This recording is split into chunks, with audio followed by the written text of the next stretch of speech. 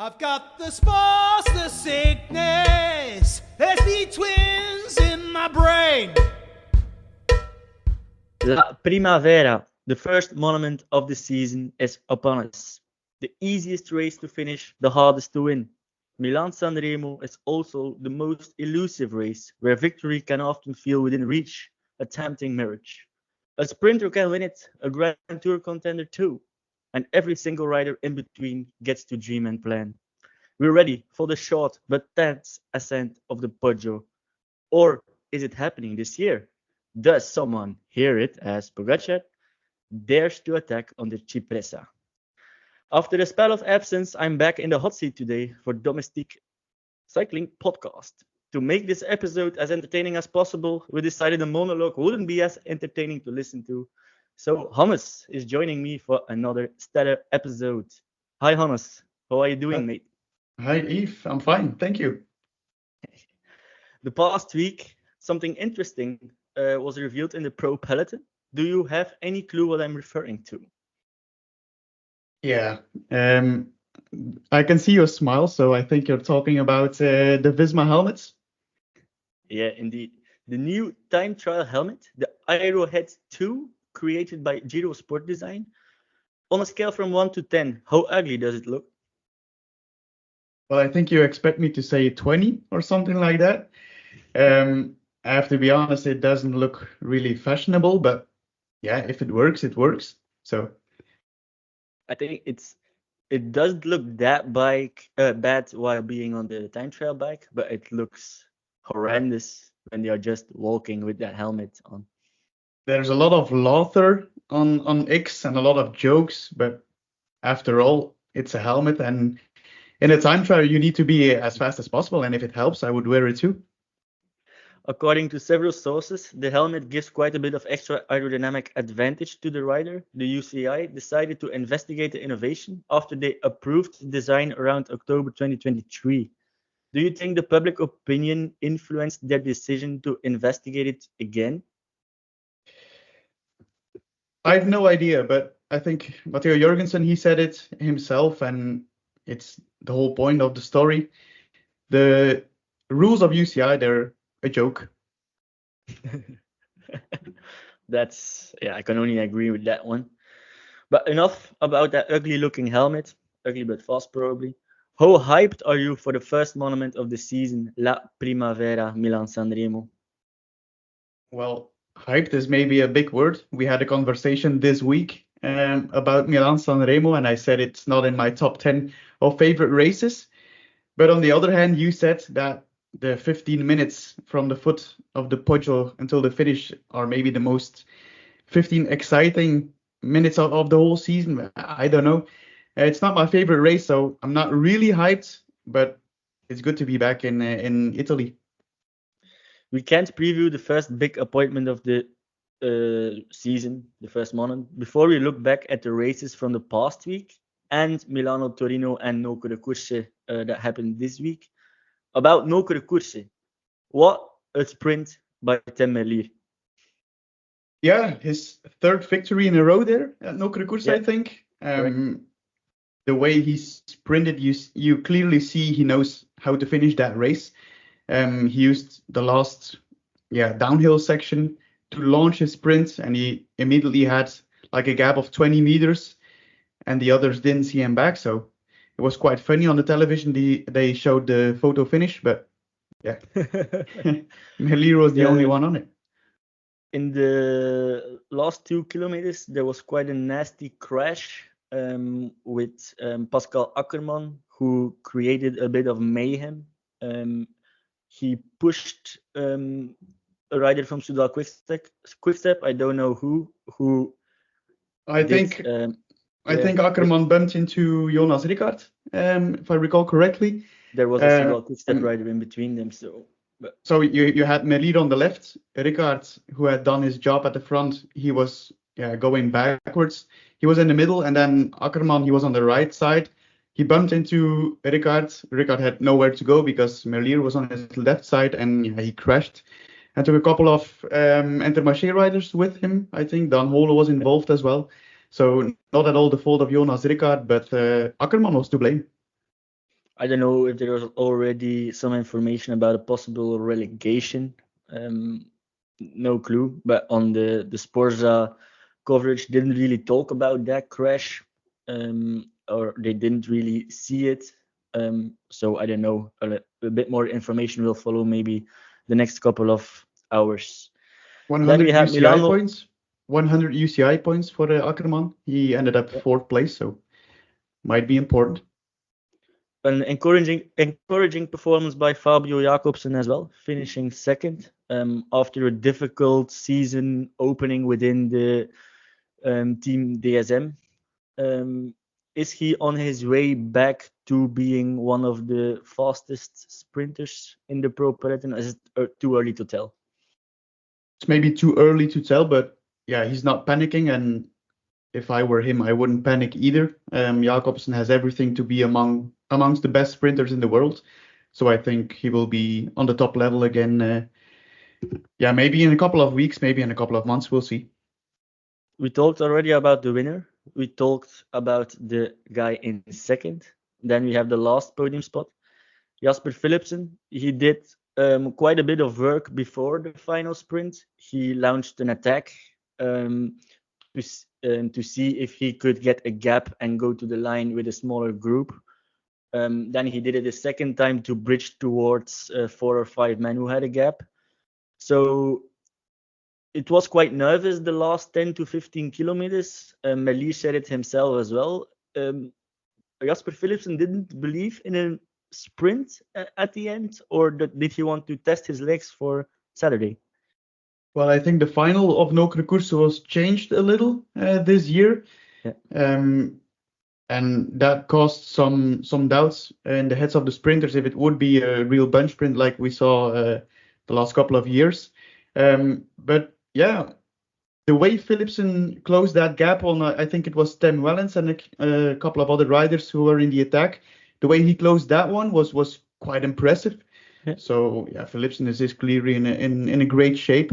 It's also Nokere Koerse on Nokereberg, a weird finish on the cobbles, weird sprint. So it's still something else than a flat sprint. So he said it himself in the Flash interview afterwards. Philipsen said, "I hate sprinting on the cobbles." I had flashbacks to the stage 21 in the Tour on the Champs-Élysées that are cobbles as well, and they aren't very nice there as well.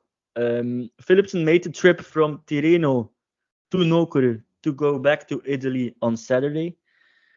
What's your opinion on that? Why does he put in Nokere in between those Italian races? Yeah, it's a question I've asked myself as well this week. Maybe to keep some race rhythm, to get another victory. If Philipsen at the start of Nokere Koerse, he will be close to the victory if all goes well. But the same can be said about Tim Wellens, in my opinion. He was in Nokere Koerse too before going to Sanremo on Saturday. The team DSS said he asked it himself to be at the start of Nokere Koerse, which is quite weird in my opinion. Racing in Flanders is always quite hectic. A crash is always around the corner, so it's a risk. Okay, Wellens was really good. He almost won, but I don't know if it's a risk you need to take, to be honest. Someone who didn't make the trip back to Belgium to go back to Italy is Alberto Bettiol. He rode Tirreno-Adriatico as well, but decided to ride Milano-Torino today. On the last hill of the day, he wanted to test his legs. He said it himself. He wanted to see how his legs responded on an effort after a tough Tirreno. But he finished a solo of 30 kilometers. That's mission accomplished. Really good legs, I assume. Yeah, Bettiol, it's such a weird guy. I don't know. One week you think, Bettiol, he won't be there for spots this spring, and then the next day he wins a race. So he's an enigma for me. Yeah, it was pretty weird because he said he used the race to just stay into the racing rhythm and test how his legs react after Tirreno. But he was completely kitted up in aero tools and aero helmets and a time trial skin suit, the aero bike, aero gloves. So everything was there, to go for the win. So it was quite weird because he was one of the only ones within AF who was completely equipped with the aero material of AF. Maybe it was a test for Sanremo, can be possible as well. For sure. But still, it was a big show from Bettiol, and he showed he's at a very high level at the start of a very important stage in the season. Yeah, but that will be necessary if you see who's lining up in Sanremo. Yeah. All right, Tirreno-Adriatico and Paris-Nice last week were quite a show. Let's dive into those races so we can link it up a bit with the start list of Milan-Sanremo. First, we had a head-to-head battle with Philipsen and Jonathan Milan in the Tirreno. Jasper Philipsen was able to win one stage. He crashed in another while being in a very good position. Jonathan Milan won 2 stages with a tough finish, one of those 2. Bauhaus took another win there as well, but that was the hectic sprint with the crash of Philipsen. So head-to-head, Philipsen Milan was 1-3 for the Italian beast. Where is Milan in the pecking order of sprinters in general after Tirreno? Difficult question. I said it this week to you as well. Yeah, we talk a lot. It's hard to make an order between the sprinters. For me, Philipsen is still the best in the world. But yeah, Milan, he's on a roll. He definitely made that next step again. He's on a big team. Lidl-Trek is doing everything for him. So I'm enjoying the show. Imagine a group goes to the line in Sanremo. Who of the 2 is the most likely to stay in the front group over the Poggio? Philipsen. Still Philipsen? Yeah, I think so. Although I don't think there will be a group going to the line. But if you ask the question, my answer is Jasper Philipsen. Yeah. So Philipsen is more likely to survive the combination Cipressa, where probably UAE will pick up the pace, and then Poggio, if there is a big group. So it's Alpecin-Deceuninck and Lidl-Trek. According to our preview writer, Eritro Poetina, none of them have the big favorite in their ranks. But we have to be honest, Alpecin-Deceuninck lines up with the world champion, with the defending champion, Mathieu van der Poel, together with Jasper Philipsen, as already mentioned. Then we have Axel Laurence, who proved this season already he's in a very good shape as well. And then you have Mr. Sanremo, actually, Søren Kragh Andersen. So the squad for Alpecin is pretty damn strong, and they can go for 2 scenarios. Do I see it correct?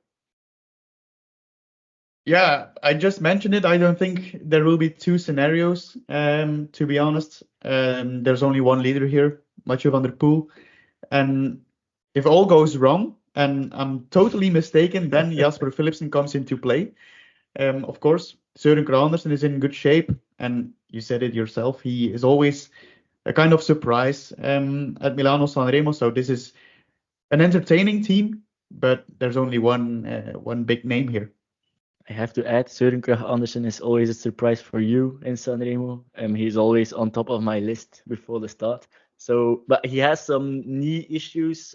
I saw earlier this week. I don't know if he's completely fit. But still, yeah, I have to agree. The main man is Van der Poel. And after 3 months in Spain, training in the sun, enjoying his life without back issues or something, he will come in the season with a bang, I suppose. Besides that, we have Lidl-Trek with an amazing squad as well. Their leader, Mats Pedersen, flanked by former winner Jasper Stuyven. Jonathan Milan in there as well. Tim de Klerk was on the provisional list, but has to is not starting because he has a cold. But then we have Bajoli as well. Pedersen, already as Milan, showed pretty strong form in Paris-Nice, where he domestiqued quite a bit for Skelmose. I was able to get 2 times second or 3 times second. 2 times, yeah. 2 times second. So that's, he's ready for the first monument of the season as well. Totally. Mats Pedersen was incredible in Paris-Nice, in bad weather. Yeah, you know, who says bad weather also says Mats Pedersen. But he's damn strong. Yeah, for sure. If he's strong enough to follow Pogačar and Van der Poel on Poggio, I'm in doubt. Milan, for me, is no option here. But what is very, very interesting is Tom Skujins. Yeah. Do you think he's able to follow the big guns? Like Tom Skujins was very strong in Omloop at Nieuwsblad, where he surprised Visma Leasebike, maybe. He was the strongest in the race at Omloop Nieuwsblad. He was the strongest on the uphill, crushed the opponents on Berendries. Okay, Pogačar is climbing a little faster than Jorgenson and Wout van Aert, I think. But the duo Pedersen-Skujins is really interesting to play with. Yeah, that's true. But and Skujins de Strade was very impressive as well after a crash, coming back and then just the first chase, if I recall correctly. And we all know, if there's 1, 2, 3 riders going in the attack on Poggio, and you have like a group of 10 riders 5 or 10 seconds behind them, you need a teammate. And if Pedersen is still in that group with Skujins, then good luck with that. Before we move on further, I want to dive a little bit more into the race scenario. You said 2 or 3 times already you don't believe in a group sprint to the finish line. How will it be? What do you expect from the Cipressa on? Explain the race situation for me. How do you see it? Well, Yves, you say you enjoy the Milan-Sanremo because of that 15 highly entertaining minutes. I hope this year it will be half an hour. What I hope for this race is that we have a Pogačar attack on Cipressa. I believe if he wants to win this race, he needs Mathieu van der Poel to be as fatigued as possible. So that's only possible, in my opinion, if he goes all in on Cipressa already and does it another time on Poggio. I know I'm asking a lot of Poggi, but I hope that's the scenario we get to see. Is that most likely to happen? I don't think so. Probably UAE Team Emirates will set a high pace on Cipressa and we will wait once again for the big attack on Poggio. But in that scenario, the chances of Mathieu van der Poel increase, in my opinion, because if he goes with Pogačar over the top of Poggio, he has a big chance of winning. I have no doubts Mathieu van der Poel will be 100% ready for this race. A lot of people say it's his first race of the season, but so was Strade Bianche for Pogačar. Van der Poel has done it 3 years ago as well, I think. So, don't doubt the guy. Do you agree with that? First of all, I think it's the course profile for Tirreno for Milan-Sanremo is just not difficult enough to fatigue a top shape Van der Poel. He will surely be in top shape. We're not arguing that. So even if they go all in on the Cipressa, as a team, it's not fast enough. They tried it last year. Van der Poel had a huge burst of power left on top of the Poggio. But if Pogačar goes himself on the Cipressa, then still I think it's suicide for the Slovenian, because the team from Alpecin isn't bad at all. You have a Kragh Andersen who almost every time survives till the foot of the Poggio. So he will domestique, and if there is one more left for Alpecin, then yeah, it's gonna be difficult. And I don't see a Lidl-Trek, for example, if Pogacar goes solo, they will participate with the Alpecin because why not? They want to win it, and they know if they go to the Poggio with Van der Poel, it's difficult to follow him, but still, if they don't chase down Pogacar, the win is gone as well. So going solo would be huge and would be something for the history books. That's you know what the problem is? The pace in the descent of Cipressa is always that high. It's really hard to create a significant gap. But I think it's all about the tactics of UAE Team Emirates. Before Strade, there was an interview with Dan Wellens. He said, tomorrow it's all our money is on Tadej Pogacar. There's no way I will attack myself. But imagine if Dan Wellens attacks on Cipressa. That would be interesting too. That would be interesting, yeah. But the problem is with Milan-Sanremo, it's always the same fixed way towards the Poggio.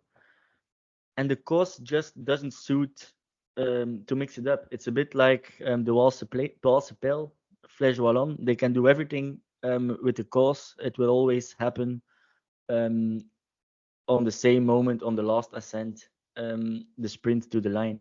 So it's the same with Sanremo. They all know it's the burst of power on the Poggio that's the most important thing.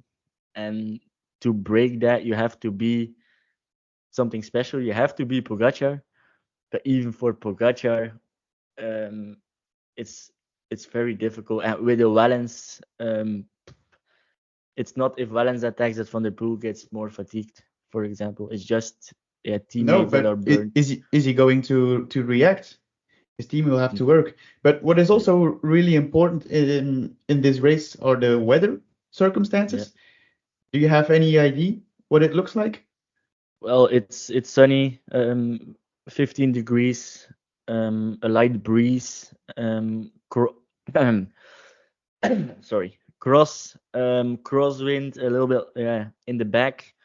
It's not the wind is good for a solo attack, but it will not influence the race. It's not like it's a disadvantage. The wind is in favor in the final. So if there is gonna be a solo attack, it's this time. But still, one last thing I want to add: Van der Poel, can he go solo again over the Poggio? Can he go solo again? Yeah, that's the question of 1 million, I think. I don't see it happen again this year. I don't know why. I didn't expect it last year either. So, is it because you expect Van der Poel to be one person less than last year, or do you think Pogacar is a bit stronger than last year? Yeah, Pogacar being a bit stronger. The Pogacar we saw during spring last year was already incredible. So I don't know. All eyes of Pogacar will be on Van der Poel, I think, and I think he will be able to follow him this time. So that answers your question. But I also would like to say something about UAE Team Emirates. I need to give them kudos because today at Nokere Koerse they were incredible with Dan Wellens, with Baroncini. I also saw at Milano Torino the top 4. They didn't win, but number 2 was Jan Christen, 3 Mark Hirschi, 4 Diego Ulissi. The team doesn't need Tadej Pogacar to have good results, and I think they're stronger than last year. They are stronger, but I have to be honest, I saw the last 20 Ks of Torino and the ascent where Bettiol attacked. But they made that final ascent pretty hard with the team. But Bettiol did a crazy attack. And UAE Team Emirates completely exploded. Hirschi didn't look that good on the uphill. He was suffering to stay in that chasing group. Same for Ulissi. They were able to hang on. but still they didn't give me such a good vibe, a good feeling. And then UAE tactics, they both sprint next to each other. But they are so strong in depth. They also, Morgado, Del Toro, those guys didn't even race today. They could line up a team of 10 to 12 riders and be equally strong, in my opinion. Yeah, the team in depth is very strong, but like if you're being a Hirschi and Ulissi, and you're not able to react on Bettiol today, then what's happening if Van der Poel goes?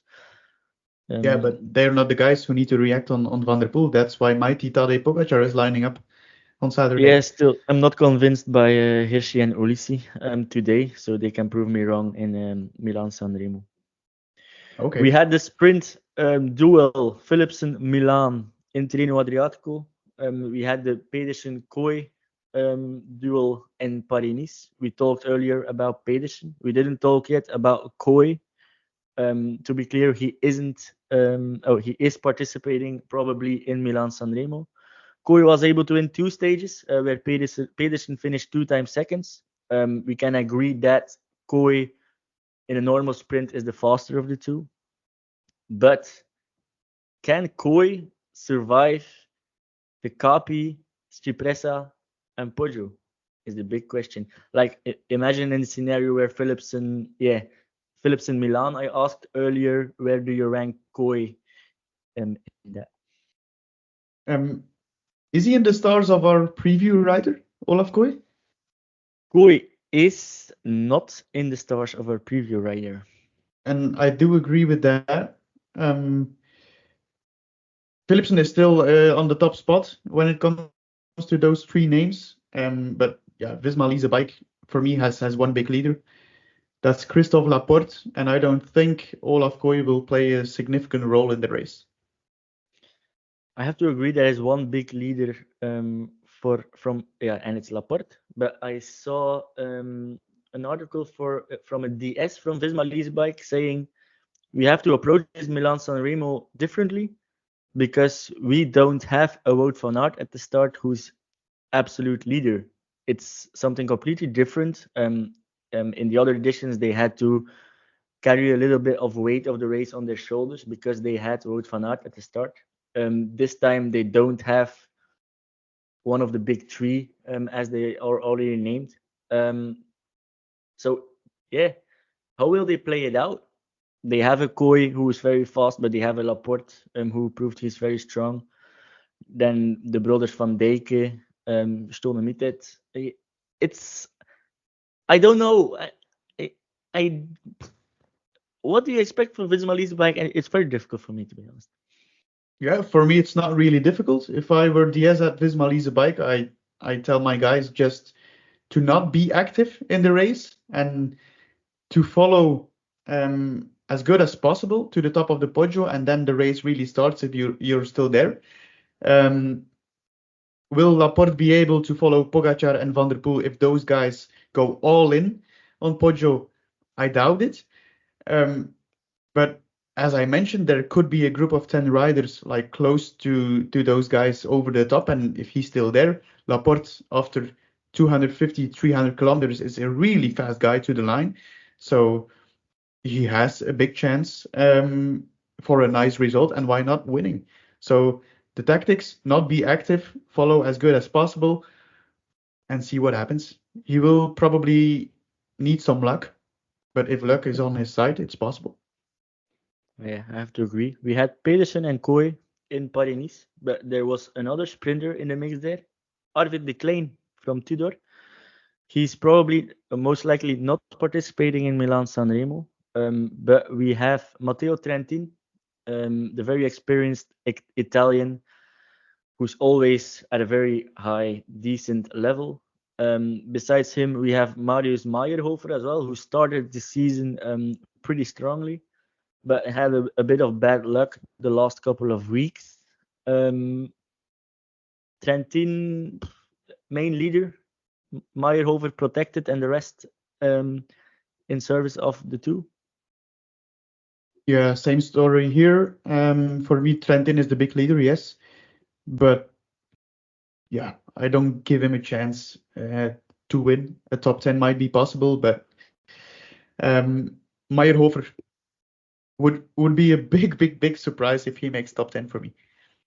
A big surprise if he makes top 10. Well, it would be interesting.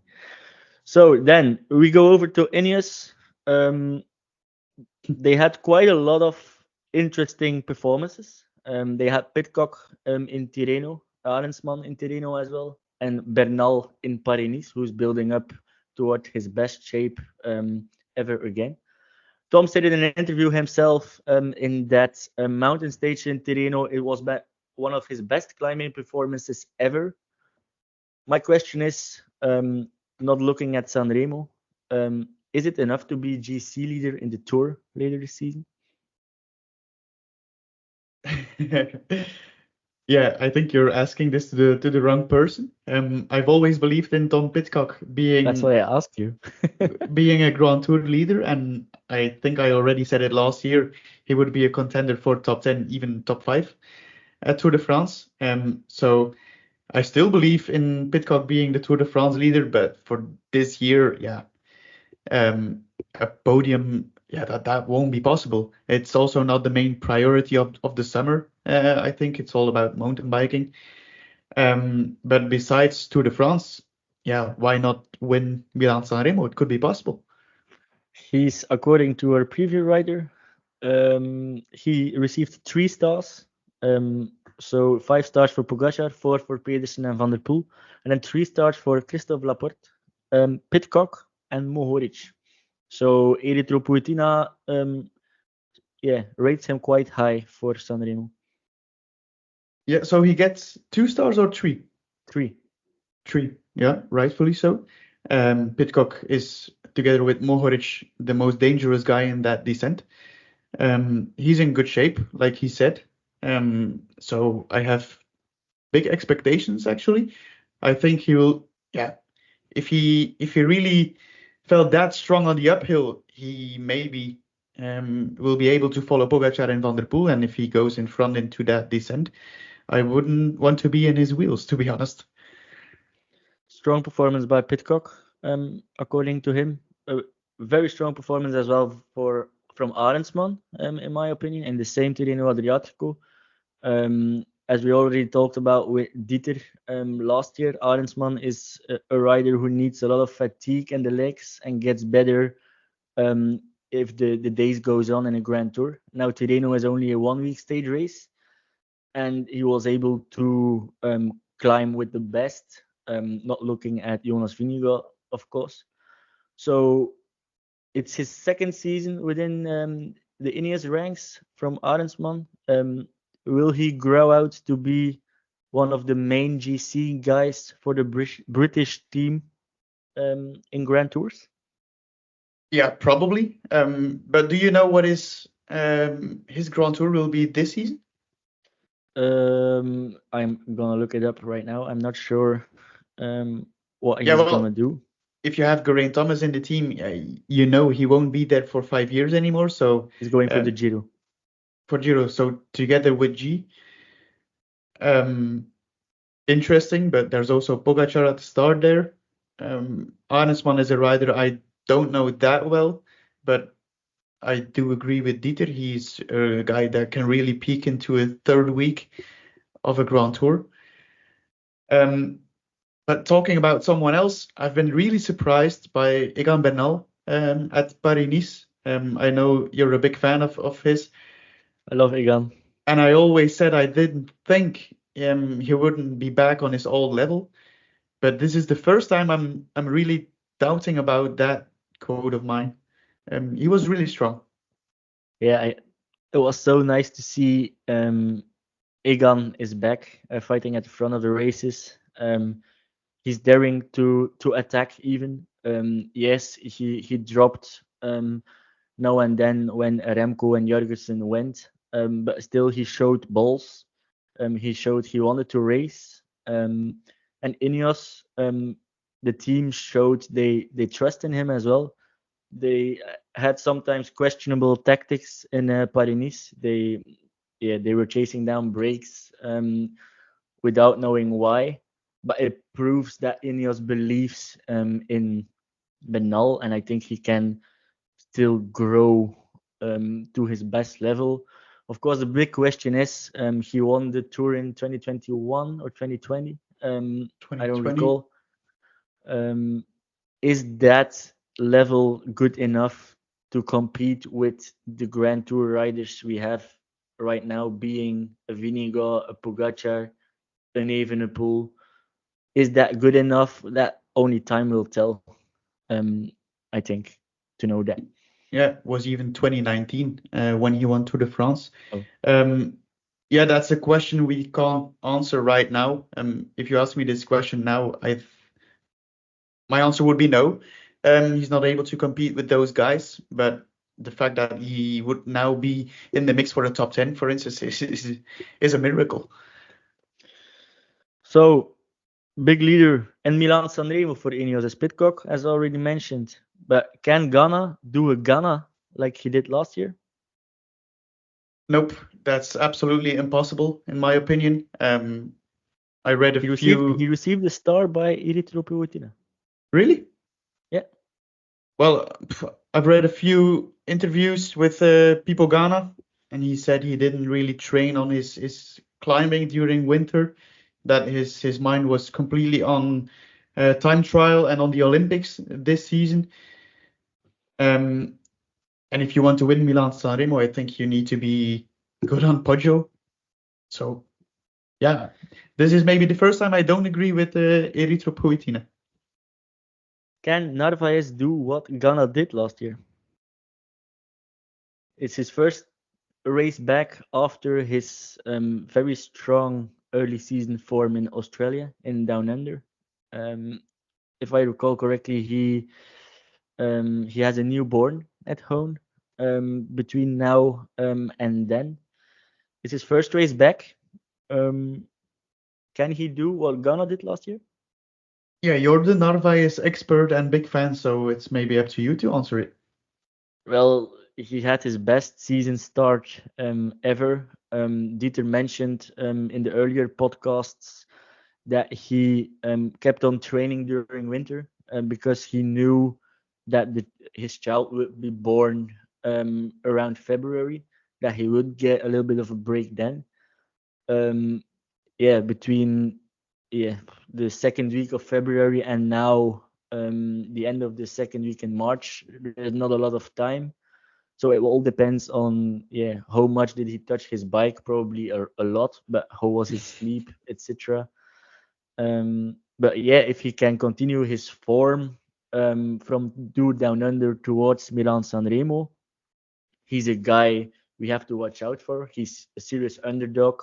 I'm not arguing that, but still it's a name that we have to keep in mind, and it's not as big of a surprise if he gets into the top 10 maybe, or in the mix on top of the Poggio, in my opinion.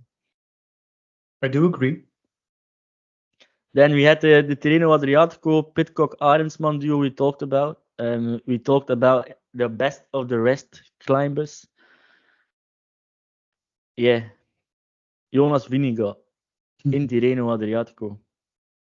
Like it was the battle Vingegaard-Ayuso. I'm telling it again. Dieter Loos is a huge believer in Juan Ayuso. His power output values, whatever, is astonishing, according to Dieter. But Vingegaard just said, all right, bye. Yeah, comparing it to last year when he was at Paris-Nice, he ended up third there behind, I think, Pogačar and David Gaudu. David Gaudu. Yeah. Compared to that, it's really stellar what he did. He totally crushed Tirreno, and he won the nicest trophy of the whole season. That's what I'm most jealous about. I want such a trophy at home as well. It's very scary to realize. First race of Pogačar Strade Bianche, an 80+ kilometer solo. Vingegaard opens his season in O Gran Camino, demolishes the opposition, but you can say it's only Camino. then goes to Tirreno with a pretty strong starting list, including Ayuso, and just with utter ease, if he attacks, Ayuso was able to follow 20 seconds and then had to sit and wait on the others. It's phenomenal. He seems so relaxed as well. It's scary to see. Yeah, and I think we can even say we saw things that are not really like Jonas Vingegaard. We know him as the guy of not the big. I can't say big performances because what he performs is big, but I don't know how to explain. He's not putting on the show. He's always calm, down to earth. But this time, I got a different feeling. Is he influenced by Strade Bianche Pogacar? Of inspired, maybe? And we say he was inspired. He was at O Gran Camino and won 3 of the 4 stages as well there. So yeah, all right, that's true. But yeah, not looking at Sanremo. It's the Tour in 2 weeks. Pogacar, Vingegaard. Who's taking the win? If the Tour starts in 2 weeks? Yeah. Ooh, that's a really good question. Yeah, my heart says Tadej Pogacar, of course. Yeah, I know what your heart says, but I want to know what your mind says. Yeah, that he is too strong. The Dane. I have to agree. I think at this point, Vingegaard is the better of the two, looking at it purely at a Grand Tour. But a Grand Tour is not only about numbers and performance, it's also about positioning, luck, tactics, etc. An important thing to note, we started this episode with the innovation from the TT helmets from Jumbo, from Giro. But the 2 time trials in Tirreno and in Paris-Nice were won by UAE Team Emirates. Ayuso won the individual time trial, and UAE Team Emirates won the team time trial in Paris-Nice. So did they? Yeah, they did a lot of work on their time trial material. Is it paying off already? Yeah, clearly, if you win, it's paying off. It's obvious to say they worked a lot on it, and it's good to see they're in the mix as well. Yeah, there was also laughter about Colnago, and that is a little bit of amateurism, looking at the equipment, etc. But I think they really made the next step, both for the road bike and for the time trial bike. So it's good that they get as close as possible, even better than Cervelo. Well, because we know Cervelo and Visma is top of the league. Everybody is aiming for that level, performance-wise and equipment-wise. So if they can get as close as possible to that, it's an advantage for Pogacar. We need to be honest. You said they won both the time trial at Tirreno and at Paris-Nice, but the team time trial, they wouldn't have won that one if it wasn't for the weather conditions. Yeah, that's true. But the point is that they improved, and that's true. Then we move on again to Soudal Quick-Step and Bora Hansgrohe. Both teams aren't lining up in very top team in Milan-Sanremo. Soudal Quick-Step is going for Julian Alaphilippe. Once again, his last contract here. He showed some signs of improvement. Did he? In 2 Down Under, in Tirreno, he was nowhere to be seen. One stage he finished 9th while being in a perfect position. But he is the leader. Is Soudal Quick-Step making a mistake by not bringing an Evenepoel, for example? Because a Milan-Sanremo will not influence the season for Evenepoel, in my opinion. Absolutely, yes. Remco Evenepoel, he should have been there. I know, stick to the plan. it sounds boring, but if you got Tour de France on your mind, I do get it on one hand, but on the other, it's one race. It won't be a drama if you ride Milan-Sanremo. Evenepoel is a good one-day racer, and I think he would have added that extra touch to the race. So yes, he should have been there. They added Luke Lamperty in the squad as well for Sanremo, but I think we can both agree that the team will play a minor role in this year's Milan-Sanremo, I fear. It's sad to see, and we can't expect Luke Lamperty and Magnier and guys like that to carry the hopes of Soudal Quick-Step during the Spring Classics. Okay, those guys are performing really well. They're strong guys. But if Remco Evenepoel isn't in the team for a big race, they can't say, yeah, we're here with the big favorite, we're here to win. So it's indeed sad to see.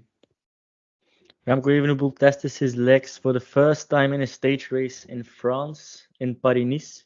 He wasn't able to take the overall win, but he was able to win the final stage and every jersey except the yellow jersey. How good was Remco Evenepoel, and did he learn a lot from this Paris-Nice? To be honest, I was a little disappointed. That's maybe because it's Remco Evenepoel and his standards are really high. But I didn't have the feeling he had that extra kick in the legs to really drop everyone where he wanted them to be dropped, like he showed in the past. So yeah, for instance, he said when Jorgenson went solo, I gambled too much, but I still felt I could have followed him. I think that's utter bullshit, to be honest. He had a second chance. Skelmose went into the counterattack. Evenepoel didn't react once again, so that's two mistakes in like 2 minutes. So his explanation didn't make a lot of sense. I have the feeling this was 90-95% of Remco Evenepoel we have seen, but not the strongest. I read some quotes from a Belgian podcast, Wieler Club Wattage, where they dove into the performance from Remco as well. They were arguing about, did he learn things in this Paris-Nice? Jan Bakeland said no. Tom Bolen and etc. said yes, he did. But then there was an interesting point made. I don't know who did it exactly, but they said Visma Lease bike learned the most because of Matteo Jorgenson, who was in the wheel of Remco Evenepoel for 30 kilometers. So they know exactly the power output they have to produce to stay in the draft of Remco Evenepoel. What do you think of that quote? Yeah, I totally agree that Remco didn't really learn a lot at Paris-Nice. I listened to that episode as well. They said, if you're training on the roads in France or the roads in Italy or racing, it doesn't matter. A climb of 7% in France is 7% in Italy as well. And that was the reason Tom Stale said why he lined up at Paris-Nice, because he got to know the French roads. But yeah, come on. It was Jan Bakelands in that episode who said you learn the most from battling against the best, so he should have battled against Vingegaard at Tirreno, and that's also my opinion. I totally agree with that. The Paris-Nice was predicted to be a head-to-head Evenepoel Roglic. It was the first outing for Roglic in Bora Hansgrohe colors. Before we dive into the Roglic Paris-Nice affair, we will look at the lineup in Sanremo for Bora Hansgrohe, and I have to be honest, I can sit in a corner and start to cry because that team will be non-existing during Sanremo. They have Danny van Poppel, Aliotti, Nico Dens, Patrick Gamper, Marco Haller, and Matteo Sobrero on the provisional list right now. Sobrero showed a pretty good form during Paris-Nice for domestique work for Roglic, but this team in Sanremo yeah, will not do a thing. I don't know if you disagree, please convince me otherwise, but I don't think you will. I think if I disagree with this, you kick me out of this conversation. But yeah, it's still a provisional team lineup, of course, and there's only 6 riders instead of 7. But if it stays like this, we won't see the Bora shirt, I think. So we can move on immediately to Roglic and Paris-Nice. He finished 9th or 10th. Is he able to fight for the podium spot in the Tour? I'm gonna ask it right away. Nope. Is Roglic able to? No. I would have said no before Paris-Nice, but now I'm saying no.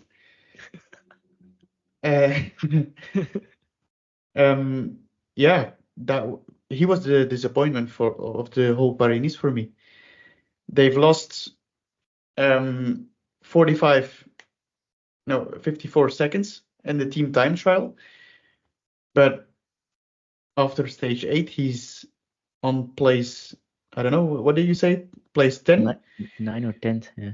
And he lost 5.5 minutes.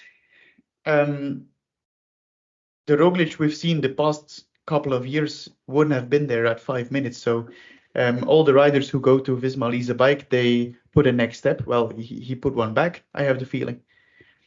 Yeah, but in the last stage, he was seriously called. I saw in an interview with that team manager from Bora, and that's why he lost that chunk of time. But still, all the stages before that final stage, he wasn't able to make a difference. He was able to barely hang on. Vlasov was better, in my opinion. He took that stage win as well. Hindley in Tirreno-Adriatico showed very good form as well. Those are the 2 guys who were team leaders last year. Now Roglic comes in as the big guy for the team in the Tour. But he has to, of course, it's the project Roglic, and Roglic will always be leader. But the way Vlasov and Hindley are riding right now, and if they can grow as the season moves on towards the Grand Tour season, then I don't think it's that obvious that Roglic is gonna be the main leader for them. Exactly. It shows that Roglic shouldn't take his role as team leader for granted. You have to work for it. You have to prove yourself. And if Hindley and Vlasov continue the way they're performing now, and Roglic is not upping his game, then there will be more than one leader at Tour de France, I think. But that's, of course, still a long way to go. But what struck me as well was the way Roglic gave his interviews. He was always smiling, laughing, very optimistic, saying we learned a lot. Okay, I get that you learned a lot, but he didn't really seem to care about being in 10th place or something like that. So he was clearly not worrying right now. So I don't know what his next races are. Probably Catalonia. Yeah, one of those 2 or Basque Country. The Basque Country. And that's against Evenepoel again. I think so. Yeah. Curious. I was gonna say something like his coach Lambrecht, I don't recall his name, said he's pushing good numbers. He's not worse than he was last year. I doubt it, to be honest, because otherwise you're not losing a little less than 6 minutes. But Paris. Here you can hear it yourself. The way he if those quotes are correct, he's pushing good numbers. If someone is in great shape, the trainer would say he's pushing the best numbers ever. You say Roglic is not worse than last year. If Roglic was good, he would have said Roglic is way better than last year. You see, it's a way of saying things. Yeah, so he has to panic about his current shape behind closed doors. I suppose he can be happy with this Paris-Nice. Roglic is up and top professional. You can like him or dislike him, but the guy lives for the sport, and he has to know that this is far from good enough to get his big target. the way we've known Roglic the past years is that he was always there for the win in the races of 1 week, like Paris-Nice, for instance. But I had now the feeling that he was still building up his shape. And if he wasn't building up his shape, then he really has a problem. All right, we have to move on to the next team because this podcast is taking quite a lot more time than we planned. But I think it's quite some nice discussion. So let's move on to Bahrain Victorious. Their leader for Milan-Sanremo, Matteo Jorgenson, without a doubt. They have Fred Wright in the team as well, but he didn't perform that good this season so far.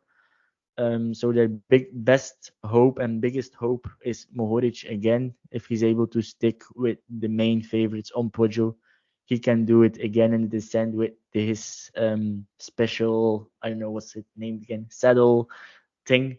The dropper Post, yeah.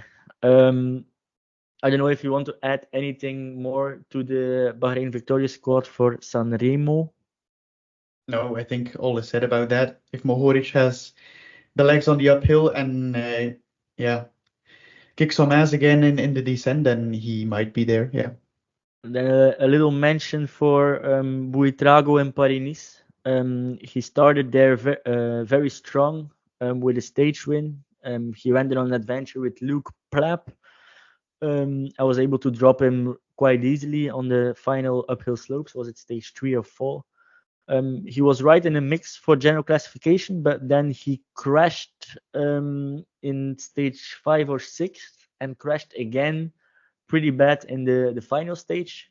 He went to the hospital, but there were no serious injuries, luckily. So if he's able to hop back on his bike pretty soon, Bahrain Victorious has a GC guy on their hands for 1 week stage races to start with, and maybe he can grow towards a protected role in a Grand Tour. But still, encouraging performance for Buitrago. Wasn't he podium finisher in Liège? He was top 5. I don't know. He has been close. So you need to have quite some volume to do that. Then we talked about the adventure he had together with Luke Plapp. He was able to finish top 10 in general classification in Paris-Nice. His first season within Team Jaco Alula after 2 seasons within the Ineos ranks. He can be happy, the Australian, with his Paris-Nice. Absolutely. You often see it when Australians get home at the Jaco Alula, they start to perform again. So that's another example. A good week of racing for Plappy. When we talk about Jaco Alula, we always have a thought about Caleb Ewan as well. Yes, he went on an adventure, a beautiful adventure to Lotto Soudal, Lotto Destiny, who ended up in a quite horrendous way. He's back now in the team where it all began. In 2021, Ewan was among the strongest riders on top of the Poggio, maybe even the strongest. He didn't have the luck that there was a teammate in the team back then to keep the group together. So he wasn't able to sprint for the win. He's lining up again in Sanremo this year. Can he find that same climbing legs he had in 2021? Yeah, probably not. I remember saying for the Tour Down Under preview that Ewan would have an excellent season. Man, I was wrong. He won the crit race, the national criterium, I think, in Australia. And after that, I thought he was launched. New team, new start. But then he won at Tour of Oman, not against the strongest sprinters, but that's it. So I think he's having trouble again. I don't know what the problem is. But for Sanremo, nope. I don't think so. Who's the main man for Jaco Alula in Sanremo? Yeah, I don't know. With the provisional list, of course. Yeah, Michael Matthews was at the start of Paris-Nice, but then got sick. So I don't know if he's recovered. But an interesting name that is probably also on your sheet is Mauro Schmidt. But is it enough to play a significant role in the race? If Matthews is 100%, he's the man, in my opinion. All right, then we have a couple of teams left to talk about. First, launching Lotto Destiny towards you. There we have the weird story with Arnaud Delis. It all started actually in the early season where he wasn't able to get a win. So he's still on 0 for victories this season. Then he went into the opening weekend. He did it very good in Omloop het Nieuwsblad. He was in the favorite group, but wasn't able to win it. And then he was obliged, to go to Le Samin. Was it obliged? We don't know, because it's in a race in Wallonie, in French side of Belgium, where he's born and raised. He crashed there, and I have the feeling something snapped in his head during that crash. He was very angry. He yelled things to the Team DS in the car. This crappy race, etc. I can't recall it completely. Where the Team DS begged him to stay on the bike and ride till the finish. Delis decided to ride to the bus and hop in the bus. It was a small crash, so that wasn't a small crash. But we thought nothing to worry about because the team didn't communicate a lot. He lined up normally at the start of Paris-Nice, but then he DNF'd pretty early into Paris-Nice, second or third stage already. And then a couple of days ago, the team announced he's not going to Milan-Sanremo, but he's riding Bredene Koerse Classic and GP de Denain instead to get some race rhythm towards the big targets being again Wevelgem, Ronde van Vlaanderen, etc. So a long story, short question: is there a mental issue for Delis? Yeah, I think he's struggling. Before the season really started, we all had high hopes, and I think he had high hopes himself as well. I think he simply put too much pressure on himself, and I think he cracked a little because of that. His Omloop het Nieuwsblad was really good, excellent race. The result wasn't there because he didn't want to sprint for place 9, he said. But yeah, he needs to take it easy, be calm, take some time, and then once he has that first victory, I think he will be launched again. So he has to win a race as soon as possible to get a bit of peace in his head.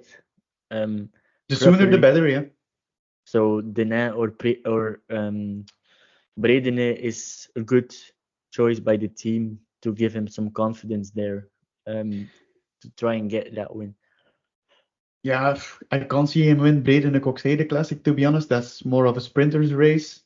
And I don't think, I don't know if Philipsen or Thijssen or guys like that, Merlier, are lining up there. But if Delis has to sprint against those guys, I can't see him win. But yeah, I hope we get to see nice things this spring from Arnaud Delis. Herben Thijssen is on the provisional list for Bredene together with Groenewegen. So that are already two pretty fast sprinters.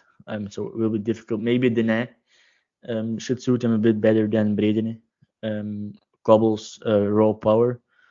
So Delis, the big man for Paris-Nice, for Lotto Destiny, abandoned pretty early. Kampenaerts used the freedom after that abandon to show himself, and he was pretty strong. He was. I think he went into the attack on the final day. He was on his own for a long time and finished in 11th place. So it was a tough stage. But yeah, Kampenaerts is Kampenaerts. So no delay for Lotto Destiny in Milan-Sanremo. But in my opinion, and you probably don't hear that a lot out of my mouth, but they line up quite an interesting team with a Maxim van Hels, who was very strong in Strade Bianche, with a Cedric Beulens, who started his season very strong, a Campenaerts, who previously mentioned, is in a pretty good shape. So yeah, nothing is a must for this Lotto squad in Sanremo, but they have quite a chances with Van Hels maybe. Maxim van Hils is the man, yeah. Top 5 incoming. Top 5 incoming. What are the odds for that on betting sites? I don't know. All right, anything more to add about the Belgian pro team? No, I don't think so. All right, then I have to end it off a couple of individuals left. Within Decathlon, as you said, La Mondiale team, I wrote down Benoit Cosnefroy. Sadly, no Gotera. Milan-Sanremo comes too soon for him after his crash in the opening weekend in Kuurne. Cosnefroy is in a good shape, in the best shape he has been the past 2 seasons. Do you expect something from him? Yeah, he has 10 race days so far this season. I think he ended up 6 or 7 times in top 10, so that means the shape is really there. And the final of Sanremo suits him, but yeah. So can he win it? That will be difficult, I think. Then we have another French team with Cofidis. Their main man is Axel Zengle, who started his season strong as well in Provence, but then had to abandon Tirreno-Adriatico stage 7 and finished today in Milano Torino in a anonymous 119th place. Was he saving legs for Saturday? It's possible. Same story as Cosnefroy for me. Yeah, Cosnefroy is better on the uphill, but has less of a sprint. Zengle is not stronger on the uphill, but has a kick in the end. But to win, yeah, once again, winning Sanremo is really hard. And I don't think Axel Zengle has everything it takes to win, but a nice result is definitely possible, yeah. Then the last team I want to spotlight is AF Education Easy Post. We already talked about Bettiol and his phenomenal attack in Torino, just to test his legs. But besides Bettiol, we also have a Newsom Paulus in the team. He's suffering from a knee injury. I saw he tested 2 or 3 times on the indoor rollers already. His Strava shows us that, but it doesn't says a lot. Of course, Paulus in 100% shape or Paulus in 80% shape is a big difference. Surely in Sanremo, where you have to be 100%. But imagine him being in his shape he wants to be. Is he one of the strong outsiders? Yeah, well, Paulus said this year it's time to harvest and take some big wins within the classics.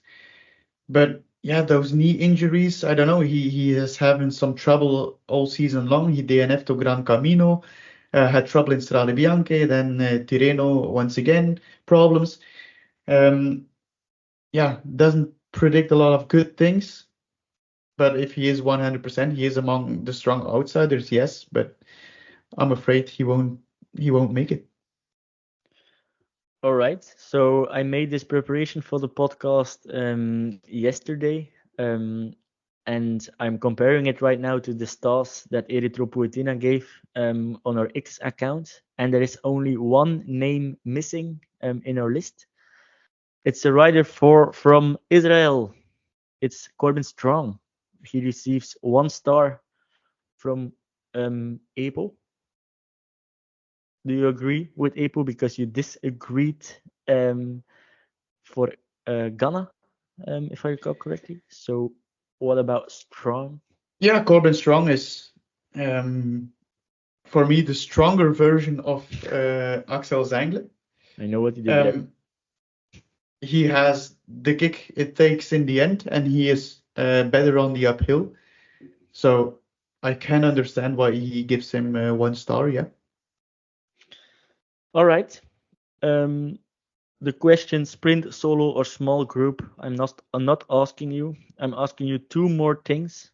Your favorite and your dark horse. Oh, I should have known you would ask that. I think Mats Pedersen will win Milan-Sanremo. And my dark horse will probably not be dark enough again for you.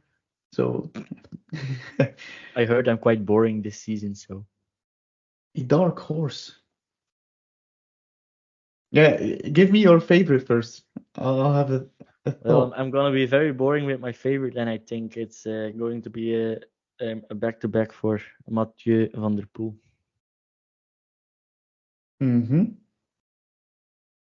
That went too fast. And I already have a name in mind for my dark horse thing as well. Of course, I prepared it, but still.